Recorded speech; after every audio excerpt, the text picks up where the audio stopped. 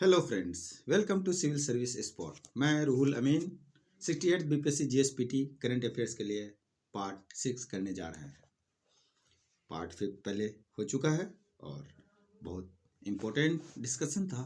आप लोग उसे ज़रूर देख लेंगे, बहुत ही फायदेमंद होगा आप लोगों के लिए। सॉरी।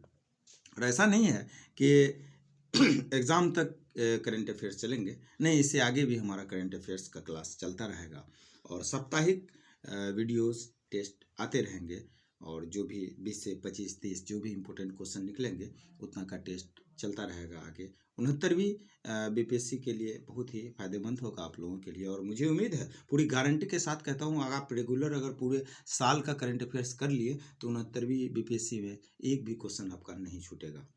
और जो भी नए लोग हमारे वीडियो को देख रहे हैं, वो लोग अगर हमारे ऑनलाइन टेस्ट से जुड़ना चाहते हैं तो हमारे टेलीग्राम ग्रुप से जुड़ सकते हैं। ऑनलाइन टेस्ट हमारा वहाँ निरंतर चलता रहता है और आप लोग वहाँ से अपना मतलब लाभ प्राप्त कर सकते हैं। एक और बात कि टेलीग्राम का लिंक हमारे डिस्क्रिप्शन में दिया गया है और यूट्यूब चैनल पे भी हमारा डिस्क्रिप्शन टेलीग्राम का दिया हुआ है। यूट्यूब चैनल पे भी आप हमारे वीडियोस को देख सकते हैं और टेलीग्राम पे हमारे टेस्ट को ज्वाइन कर सकते हैं। और आगे भी करंट का ऐसे ही आता रहेगा। उम्मीद करते हैं आप आगे ऐसे ही जुड़े रहें। और सबसे इम्पोर्टेंट बात यह है कि आप लोग डेली अपने आप का असेसमेंट करें। असेसमेंट करें कि आप क्या किए, दिन भर आपका समय किधर गया, आप कितना पढ़ें, कितना गेन किए, कितना नहीं किए।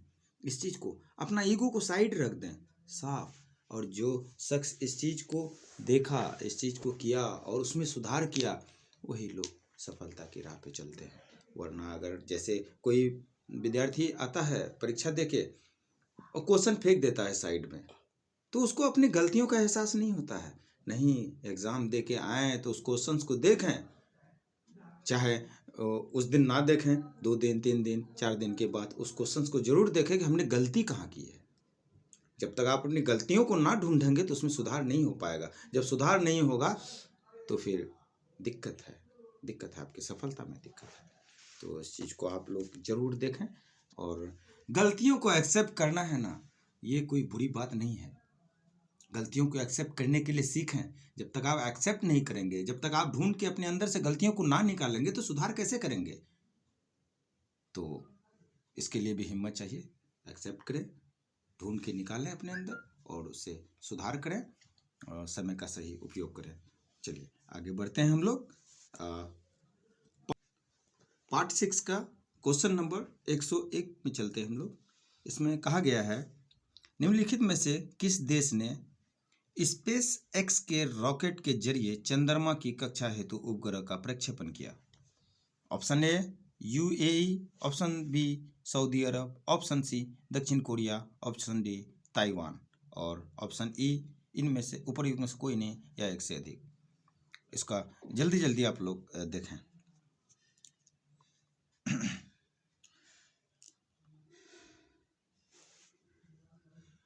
चलिए, इसका सही उत्तर है ऑप्शन सी दक्षिण कोरिया।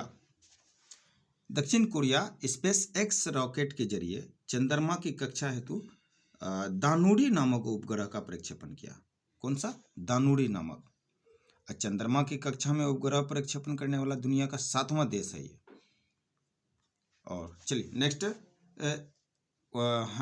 102, question number 102। इसमें कहा गया, सरकारी कोष के दुरुपयोग व भ्रष्टाचार के मामले में किस देश के पूर्व प्रधानमंत्री को 12 वर्ष की कारावास की सजा संबंधित देश के सर्वोच्च न्यायालय ने सुनाई है।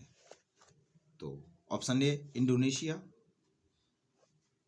Option B Haiti, option C Uganda, option D Maldives, option E उपयुक्त में से कोई नहीं या एक से अधिक। 12 वर्ष की सजा, वो भी किसको? पूर्व प्रधानमंत्री को। चलिए कोशिश कीजिए। शायद उसका नाम नजीब रजाक है और ये इंडोनेशिया के हैं। तो इंडोनेशिया कहाँ है? ऑप्शन ए इसका सही उत्तर, ऑप्शन ए इंडोनेशिया। पूर्व प्रधानमंत्री का नाम है नजीब रजाक, जो सरकारी कोष का दुरुपयोग और भ्रष्टाचार के मामले में 12 वर्ष की सजा पाया है वहाँ के सर्वोच्च न्यायालय द्वारा। चलिए नेक्स्ट है 103, क्वेश्चन नंबर 103, पिराई सत्र सॉरी पिराई सत्र 2022-23 के लिए गन्ने के उचित एवं लाभकारी मूल्य में प्रति क्विंटल कितने रुपए की वृद्धि की है? Option A 12, B 15, C 18, D 25, E उपरोक्त में से कोई नहीं या एक से अधिक। इसका सही उत्तर है ऑप्शन बी 15। नेक्स्ट है 104, क्वेश्चन नंबर 104, निम्न में से कौन सुमेलित नहीं है? एक तरफ सैन्य अभ्यास दिया गया है और भारत देश का नाम दिया गया है, तो इसमें कौन सुमेलित नहीं है? यहाँ कहा है विनबैक्स 2022, इसके सामने दिया है भारत वियतनाम, और दूसरा है उदार शक्ति, सामने दिया है भारत मलेशिया, और सी में है अल नजाह, सामने दिया है भारत ओमान, और डी में है पिक ब्लैक, सामने भारत चीन, और ई में उपरोक्त से कोई नहीं या एक से अधिक। तो पहले क्वेश्चन पे ध्यान देंगे आप लोग। यहाँ कह रहा सुमेलित नहीं है, सुमेलित नहीं है तो विनबैक 2022 भारत वियतनाम, ये तो सही है। उसके बाद उदार शक्ति भारत मलेशिया, ये भी सही है, ये दोनों के साथ हुआ है सैन्य अभ्यास। फिर आता है अल नजाह भारत ओमान, ये भी सही है। अब पिच ब्लैक भारत चीन के साथ नहीं हुआ है, चीन इसमें शामिल नहीं है। तो इसमें जो है भारत और अन्य 16 देशों के संयुक्त सैन्य अभ्यास है, जिसमें चीन शामिल है ही नहीं, इसलिए ये गलत हो जाएगा। ऑप्शन डी इसका सही उत्तर है। चलिए नेक्स्ट चलते हैं 105, क्वेश्चन नंबर 105, निम्नलिखित में से किस योजना का संबंध महिलाओं के स्वास्थ्य से है? ऑप्शन ए कुसुम, बी सौभाग्य, सी सुमन, डी स्वयं, और ई उपरोक्त में से कोई नहीं या एक से अधिक। इसका सही उत्तर है ऑप्शन सी सुमन। ये सुरक्षित मातृत्व योजना का संबंध महिलाओं के स्वास्थ्य से है। ठीक है, योजना का नाम सुमन सॉरी। नेक्स्ट क्वेश्चन 106, कोविड-19 के संक्रमण से मरने वालों की स्मृति में किस शहर में ग्रीन मेमोरियल पार्क स्थापित किया गया? कोविड-19 में जो लोग मर गए, एक्सपायर कर गए, उन लोगों की स्मृति में किया गया है ग्रीन मेमोरियल पार्क की स्थापना। तो वो कहाँ किया गया, किस शहर में किया गया है? Option A Delhi, B Patna, C Hyderabad, D Mumbai, E उपरोक्त में से कोई नहीं या एक से अधिक। चलिए कोशिश कीजिए। इसका सही उत्तर होगा ऑप्शन सी हैदराबाद। ठीक है, और ये सॉरी कोविड-19 संक्रमण मरने वालों के रिश्तेदार और वो जो घनिष्ठ मित्र होते हैं, उनके मृतकों की स्मृति में हैदराबाद शहर के बांजरा हिल्स पर, जगह नोट कर लें, बांजरा हिल्स पर ग्रीन मेमोरियल पार्क की स्थापना की गई है। और यह पहल को ग्रेटर हैदराबाद नगर निगम भी सहयोग किया है। चलिए नेक्स्ट क्वेश्चन है 107, 360 अमेरिकी डॉलर का वैश्विक अंतरिक्ष अर्थव्यवस्था में भारत की हिस्सेदारी लगभग कितना प्रतिशत अनुमानित है? भारत की हिस्सेदारी पूछ रहा है किसमें? तो वैश्विक अंतरिक्ष अर्थव्यवस्था। तो इसमें option A 2%, B 3%, C 5%, D 10%, E उपरोक्त में से कोई नहीं या एक से अधिक।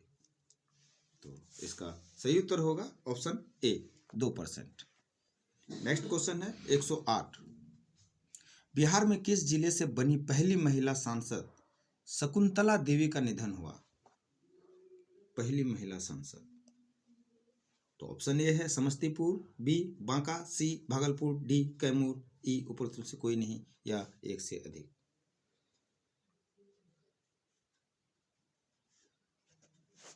अब ऑप्शंस देख लेते हैं। जिससे ए में समस्तीपुर दिया है, तो समस्तीपुर जिले में एक कुछ हुआ है, उसके बारे में जान लें कि शिक्षा, जो समस्तीपुर जिले से शिक्षा उड़ान की शुरुआत की गई है। ठीक है, और भागलपुर दिया है, तो इसमें भी है पर्यावरणविदों द्वारा भागलपुर के जगतपुर झील से पक्षी गणना की शुरुआत की गई है। भागलपुर के जगतपुर झील से पक्षी गणना की शुरुआत की गई है पर्यावरणविद द्वारा। ठीक है, और बिहार में दूसरे टाइगर रिजर्व की स्थापना की गई है। कहाँ की गई आप लोग दिमाग में रखें, अब बताएंगे। फिलहाल इस क्वेश्चन पे आते हैं कि पहली महिला सांसद शकुंतला देवी का निधन जो हुआ वो कहाँ की थी, किस जिले की? तो ये सही उत्तर है ऑप्शन बी, बांका। बांका की थी ये पहली महिला सांसद शकुंतला देवी का निधन हुआ था। और हमारा क्या क्वेश्चन था, दूसरे टाइगर रिजर्व की स्थापना कहाँ हुई? ये रोहतास कैमूर का क्षेत्र है, वहाँ की गई है। और जब दूसरे पूछा गया है तो पहला भी होगा, तो पहला कहाँ है? तो वाल्मीकि राष्ट्रीय उद्यान पश्चिम चंपारण जिले में है पहला, और दूसरा रोहतास कैमूर वन क्षेत्र में बनाया गया है। ठीक है, चलिए नेक्स्ट क्वेश्चन है 109। बिहार की कृषि को बढ़ावा देने के लिए ड्रोन ट्रायल रन कहाँ किया गया, मतलब कहाँ किया गया है? तो option A Patna, B Darbhanga, C Purvi Champaran, D Sitamarhi, ई उपरोक्त में से कोई नहीं या एक से अधिक। चलिए इसका कोशिश कीजिए।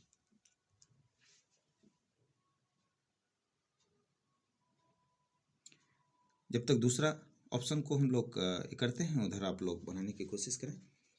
पूर्वी चंपारण का चयन जो है ना राष्ट्रीय जल पुरस्कार के लिए किया गया है, पूर्वी चंपारण का जो ऑप्शन सी में है। ठीक है, राष्ट्रीय जल पुरस्कार के लिए चयन किया गया है। और सॉरी, मधुबनी जिले में सीता माता की विश्व की सबसे ऊंची प्रतिमा लगाए जाने का प्रस्ताव पारित किया गया है, मधुबनी जिले में सीता माता का। ठीक है, उसके बाद दरभंगा के बारे में भी है कि पहला सोलर फ्लोटिंग प्लांट दरभंगा जिले में बनाया गया, पहला सोलर फ्लोटिंग प्लांट। और आते हैं हम क्वेश्चन पे, कृषि को बढ़ावा देने के लिए ड्रोन ट्रायल रन कहाँ किया जा रहा है? तो ऑप्शन इसका सही उत्तर है ऑप्शन ए पटना, कृषि को बढ़ावा देने के लिए। और ये ड्रोन ट्रायल रन जो है पटना के पुनपुन नदी के क्षेत्र में किया जा रहा है। ठीक है, चलिए नेक्स्ट क्वेश्चन आते हैं 110। मनोज वाजपेयी की जीवन पर आधारित पुस्तक कुछ पाने की जिद मनोज वाजपेयी की रचना किसने की? Option A Amrendra Kumar Arya, option B Vikas Mishra, option C Piyush Pandey, option D Manoj Tiwari, option E उपरोक्त में से कोई नहीं या एक से अधिक। विकास मिश्रा कौन है, कुछ जानते हैं इसके बारे में? ये मोतिहारी के किसान हैं विकास मिश्रा। इसको अभिनव किसान पुरस्कार से सम्मानित किया गया, अभिनव किसान पुरस्कार। ठीक है, और जो मनोज तिवारी हैं वो भी कुछ होंगे। तो मनोज तिवारी को खादी ग्राम उद्योग का ब्रांड एम्बेसडर बनाया गया है। ये सब नोट कर लें, बार बार कहना नहीं चाहिए, लेकिन जब बोलते हैं तो आप लोगों को इस चीज़ का आइडिया और अंदाज़ा लगा लेना चाहिए कि ये कितना इम्पोर्टेंट है। तो मनोज तिवारी को खादी ग्राम उद्योग का ब्रांड एम्बेसडर बनाया गया है। ठीक है, और इस क्वेश्चन पे आते हैं, कुछ पाने की जिद मनोज वाजपेयी की रचना किसने की? तो इसका सही उत्तर है ऑप्शन सी पीयूष पांडे। और अमरेंद्र कुमार आर्य, इसको मक्खनलाल चतुर्वेदी पत्रकारिता पुरस्कार से सम्मानित किया गया है। ठीक है, चलिए नेक्स्ट क्वेश्चन आते हैं 111। निम्नलिखित में से किसे विश्व साहित्य शिक्षक पुरस्कार 2022 से सम्मानित किया गया?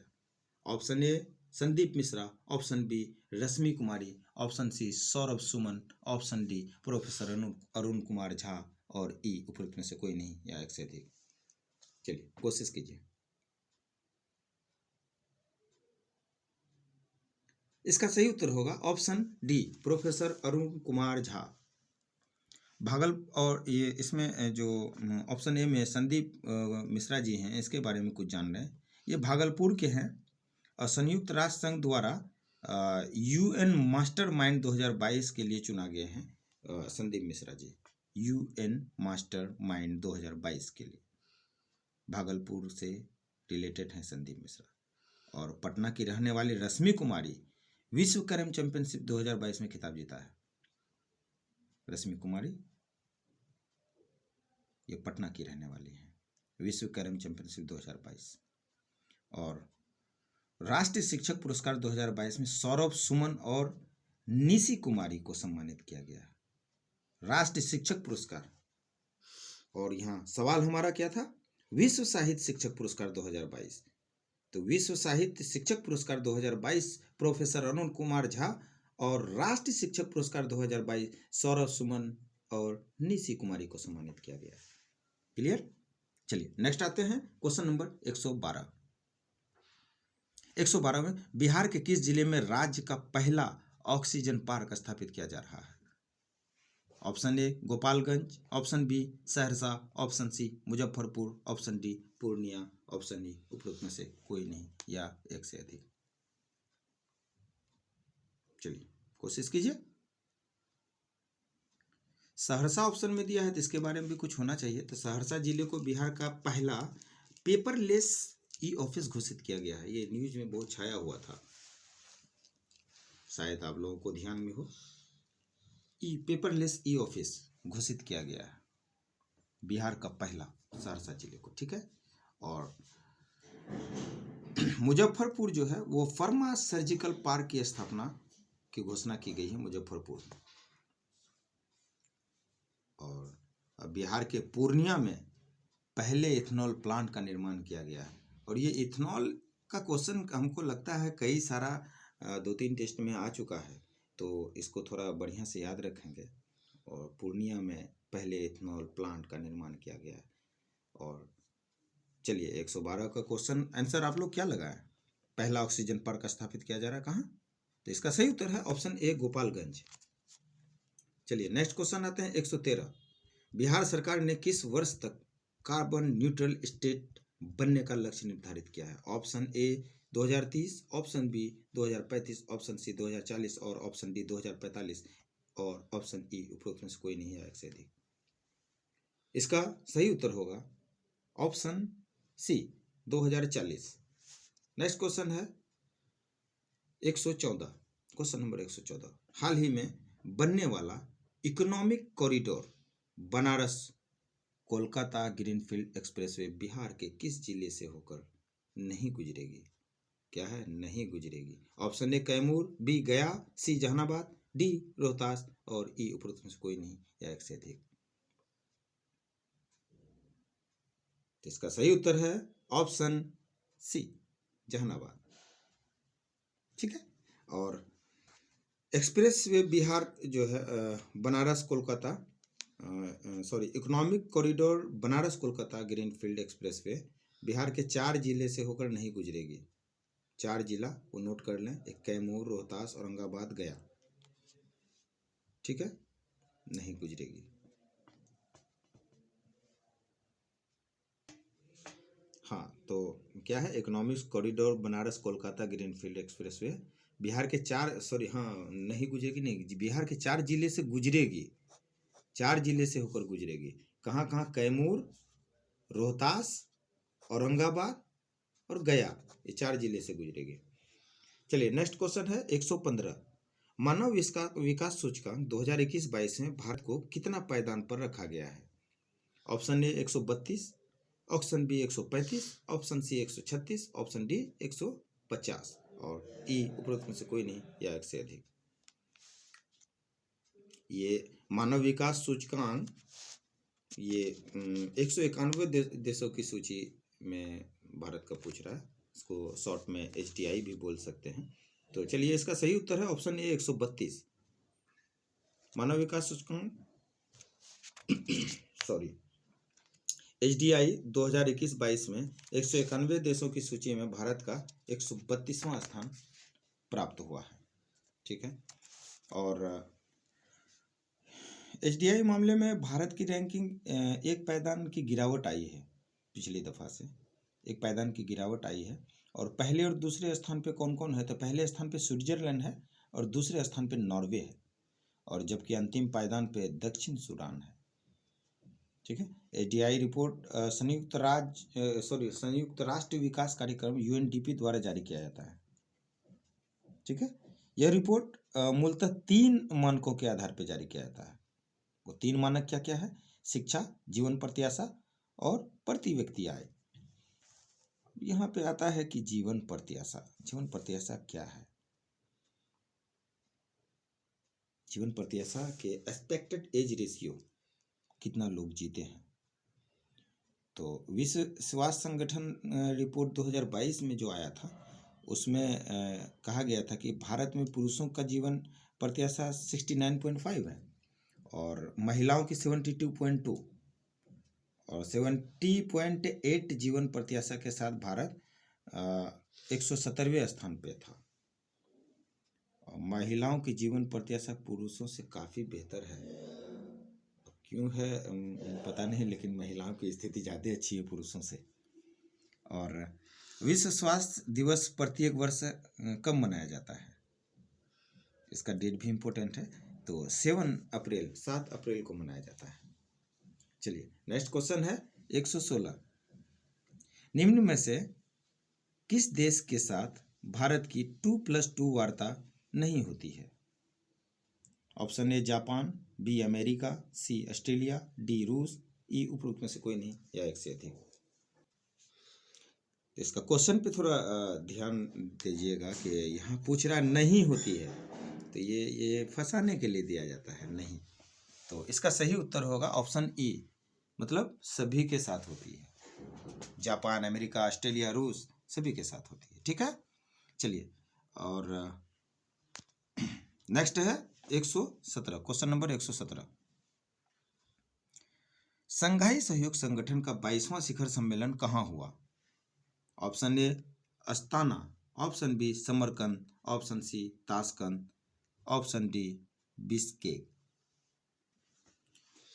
चलिए इसका उत्तर बोलिए। अगर आप पिछला पार्ट देख चुके हैं तो 100% इसका डिटेल याद आ गया होगा आपको। नहीं देखे हैं तो फिर उसमें हम क्या कर सकते हैं। इतना तो प्यार से आपको कहते हैं कि आप ध्यानपूर्वक बनाएं, बैठ के बनाएं, लिख लिया करें पॉइंट, लेकिन हम क्या बोल सकते हैं। खैर ध्यान दीजिए, अगर एक भी बार वीडियो को सुने हैं तो हमें नहीं लगता कि ये क्वेश्चन आप गलत कर पाएंगे। चलिए इसका सही उत्तर है ऑप्शन बी समरकंद। तो संघाई सहयोग संगठन 22वां शिखर सम्मेलन उज्बेकिस्तान की राजधानी समरकंद में आयोजित किया गया। वर्ष 2023 में इस शिखर सम्मेलन भारत में प्रस्तावित है। एससीओ का शिखर सम्मेलन भारत में प्रस्तावित है। चलिए नेक्स्ट है 118 विश्व डेयरी शिखर सम्मेलन। 118 में कहा गया है कि विश्व डेयरी शिखर सम्मेलन 2022 का आयोजन कहाँ किया गया? तो इसका ऑप्शन है option A Lucknow, B Ahmedabad, C greater Noida और डी गुरुग्राम। ई में उपरोक्त में कोई नहीं, एक से अधिक। इसका सही उत्तर है greater Noida, option C. Next question है 119 वैश्विक नवाचार सूचकांक रिपोर्ट जारी किया जाता है। Option A IMF, option B विपो, ऑप्शन सी अंकटाड और ऑप्शन डी एशियाई विकास बैंक। ऑप्शन ई उपरोक्त में कोई नहीं या एक से अधिक। चलिए कोशिश कीजिए। विपो का जो फुल फॉर्म होता है वर्ल्ड इंटेलेक्चुअल प्रॉपर्टी। ठीक है, तो इसका सही उत्तर है ऑप्शन बी विपो। ये वैश्विक नवाचार सूचकांक रिपोर्ट जारी किया जाता है और वर्ष 2022 में जो भारत का स्थान है 132 देशों की सूची में 40वां स्थान है। चलिए नेक्स्ट क्वेश्चन है क्वेश्चन नंबर 120 दादा साहेब फाल्के पुरस्कार 2020 से किसे सम्मानित किया गया? Option A Asha Parekh, option B Poonam Dhillon, option C Hema Malini, option D Asha Bhosle और ई उपरोक्त में से कोई नहीं या एक से अधिक। चलिए कोशिश कीजिए। इसका सही उत्तर है आशा पारेख। इसके साथ ही हमारा 6 पार्ट का 20 प्रश्न कंप्लीट होते हैं और इसे आप लोग ध्यानपूर्वक बनाएं। जाते जाते एक बात कहना चाहूँगा, कैसे कह दूं कि थक गया हूँ मैं, ना जाने किस किस का हिम्मत, ताकत और हौसला हूँ मैं। ध्यान रखिएगा, धन्यवाद। तो मैं वीडियो आप लोग बनाएंगे और कैसा लगा कमेंट बॉक्स में कमेंट जरूर करें। और कोई प्रश्न अगर आपके मन में आता है तो वो भी आप कमेंट कर सकते हैं। और पढ़ाई से रिलेटेड कोई समस्याएं आती है, कोई दिक्कत होता है, तो आप कमेंट करके पूछ सकते हैं। डायरेक्ट मैसेज ना करें तो बेहतर है, मैसेज में थोड़ा रिप्लाई देना इम्पॉसिबल हो जाता है सभी को।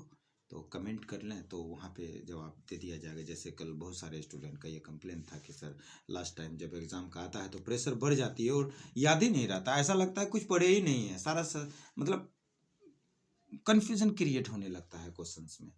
तो ये सीधी सी बात है कि ये रिवीजन की कमी से होता है, और उसको आप लोग करें, बढ़िया से करें।